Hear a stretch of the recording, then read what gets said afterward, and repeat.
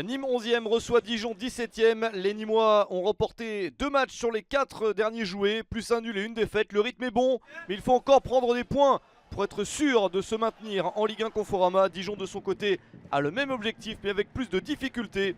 Les Dijonnais sont sur 2 défaites, 3 défaites sur les 4 dernières rencontres. Au moins un point pris à Nîmes ne serait pas de trop pour l'équipe d'Antoine Comboiré. Dès le début du match, ce sont les Nîmois qui sont les mieux placés dans la rencontre. L'entraîneur de Dijon peut s'inquiéter car son équipe n'est pas assez bien placée sur le terrain et Nîmes combine bien. Voilà une première possibilité intéressante avec ce décalage vers Sada Thioub. Le joueur sénégalais qui tire à angle fermé, c'est sauvé par Bobby Alain. Une première possibilité pour les Crocos. Dijon essaye de revenir. Une interception nîmoise permet à Teji Savanier de récupérer la balle. Le lob de Teji Savanier.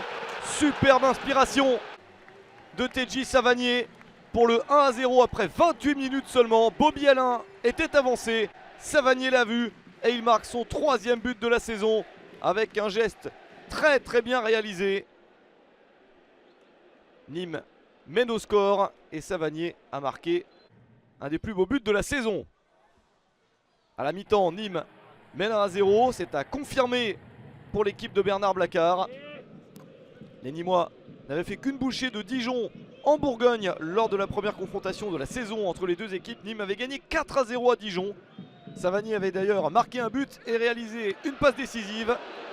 Voici enfin la réaction dijonnaise, la tête de Julio Tavares. L'international capverdien est mis en échec par Paul Bernardoni. Quelle parade du gardien de Nîmes. Les Nîmois ont eu chaud et n'ont toujours pas réussi à se mettre à l'abri. Pourquoi pas. Sur cette action, le ballon récupéré par Antonin Bobichon. Quelle frappe de Bobichon à la 83e minute pour mener 2-0. 4e but de la saison pour Bobichon. Les Crocos se dirigent vers la victoire. Encore une action peut-être pour le Nîmes Olympique. Avec un ballon récupéré assez haut. Et ce geste un petit peu dur d'Oussama Haddadi pour l'arbitre du match, Jérôme Miguel Gori.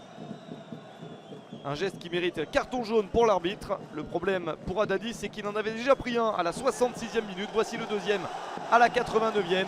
Exclusion d'Oussama Haddadi. Ça ne change rien au score. Victoire de Nîmes 2-0 contre Dijon.